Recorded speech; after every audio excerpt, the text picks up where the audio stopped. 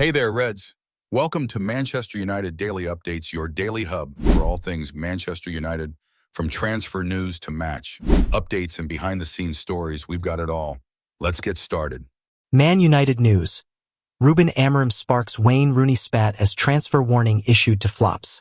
Manchester United were dumped out of the FA Cup by Fulham on Sunday to send Ruben Amorim crashing to a fresh low. United now only have the Europa League to play for after the Cottagers claimed a win in the fifth round at Old Trafford. Amorim's reign is continuing to go from bad to worse, but the boss has insisted his focus is on winning the Premier League in the future. That led to club legend Wayne Rooney branding the 39-year-old naive over his aims for his side. Amorim in turn stood his ground, claiming that Rooney has an easy job as a pundit. The spat between Rooney and Amorim comes as the United boss warned the flops in his side that he is ready to cut ties with them in the summer. Here, Mirror Football rounds up all the latest Manchester United news. Amorim sparks Rooney spat. Manchester United boss Ruben Amorim has hit back at Wayne Rooney after the legend labeled the Old Trafford manager naive for his claims that he is aiming to win the Premier League title. Amorim insisted his target is a good one to have.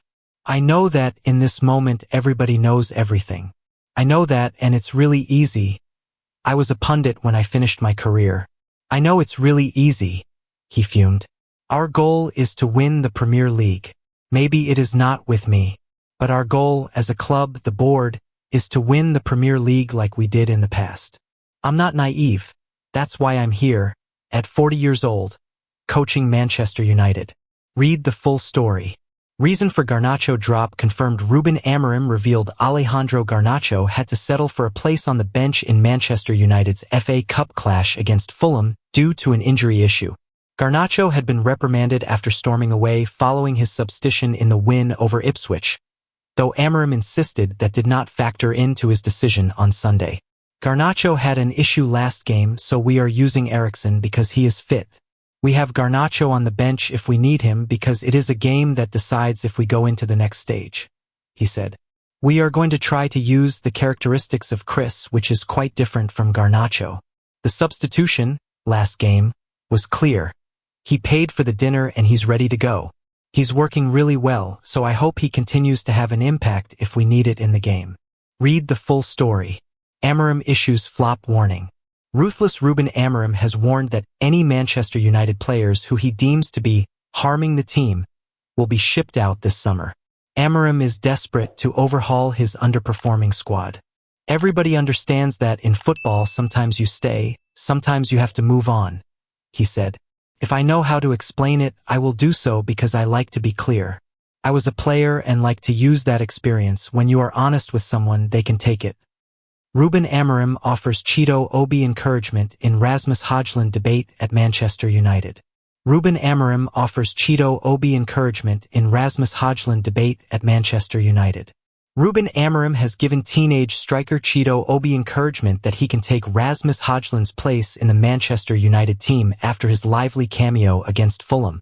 The 17-year-old replaced Hojlund after 68 minutes of the fifth-round tie at Old Trafford and had 3 chances to win the tie in normal time and extra time. Obi twice fired wide before forcing Fulham goalkeeper Bernd Leno into a save as the game ticked towards penalties.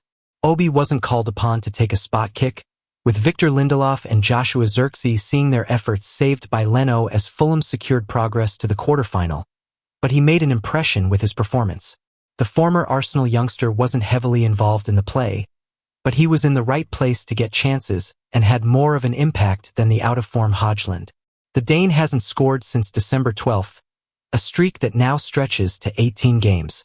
Obi has now replaced him as a substitute against Everton and Fulham, and when asked if he could leapfrog the £72 million striker into the starting lineup, Amorim suggested that place was up for grabs. Anything can happen in the next games. During training, we don't have a lot of time to train, but we need to see the opposition, feel the moment of the player physically with a lot of games because we are going to start playing Thursday through Sunday, he said. Anything can happen, but I will focus just on the next game, and not in that way. I'm not going to change the striker. I will just choose the best players to win the next match. Hojlund's drought in front of goal is part of United's problems when it comes to finding the back of the net, which is why Obi could be handed more opportunities to impress.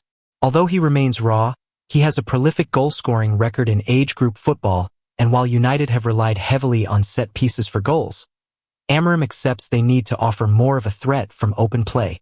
We have a problem with goals.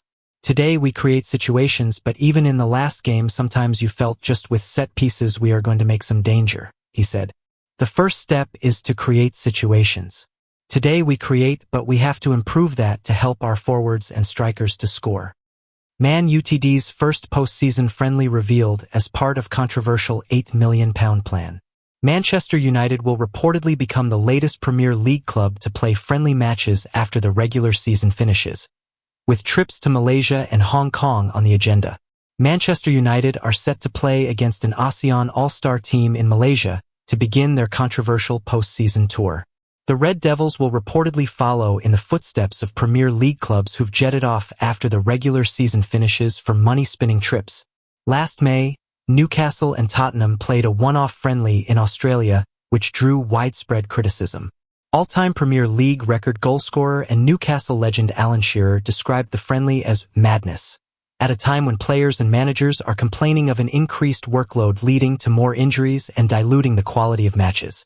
But United are set to ignore the naysayers, with post-season tours becoming more enticing for Premier League clubs who want to keep in line with profit and sustainability rules. Malaysian newspaper New Straits Times report that Ruben Amorim's side will visit the capital city of Kuala Lumpur on May 28 and face off against an 11 made up of players from Southeast Asian nations, collectively known as ASEAN. The Red Devils, who'd banked close to £8 million from the tour, would then fly to Hong Kong for their second and final friendly, with that opponent unknown. The schedule means that Amorim's squad will only get a brief rest before linking back up in early July ahead of a rumored pre-season tour of the United States.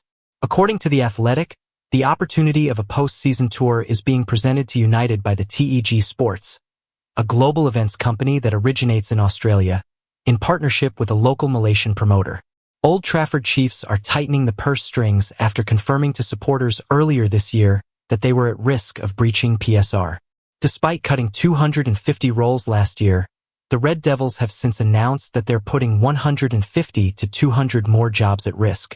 Manchester United is to transform its corporate structure as part of a series of additional measures to improve the club's financial sustainability and enhance operational efficiency, a recent statement read. The transformation plan aims to return the club to profitability after 5 consecutive years of losses since 2019. This will create a more solid financial platform from which the club can invest in men's and women's football success and improved infrastructure. As part of these measures, the club anticipates that approximately 150 to 200 jobs may be made redundant, subject to a consultation process with employees. These would be in addition to the 250 roles removed last year. CEO Omar Barada added, "We have lost money for the past 5 consecutive years. This cannot continue. We have a responsibility to put Manchester United in the strongest position to win across." Ruben Amorim names Antony's biggest weakness, but £82 million Man United flop proving him wrong.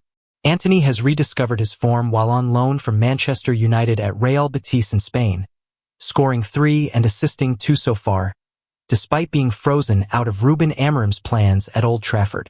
Manchester United boss Ruben Amorim believes Antony struggled in the Premier League because of its physicality, as he admitted he is so much better in La Liga.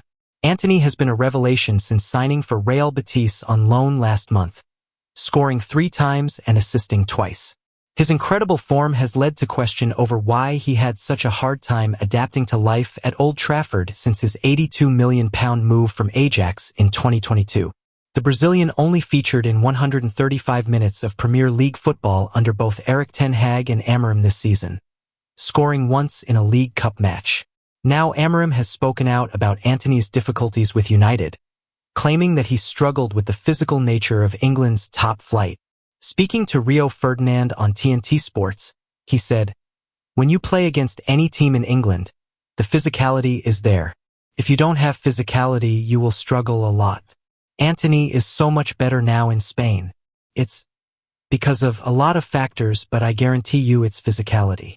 Antony's Betis career continues to go from strength to strength after putting in yet another impressive performance, as he played the full 90 minutes of the team's 2-1 victory over La Liga reigning champions Real Madrid on Saturday.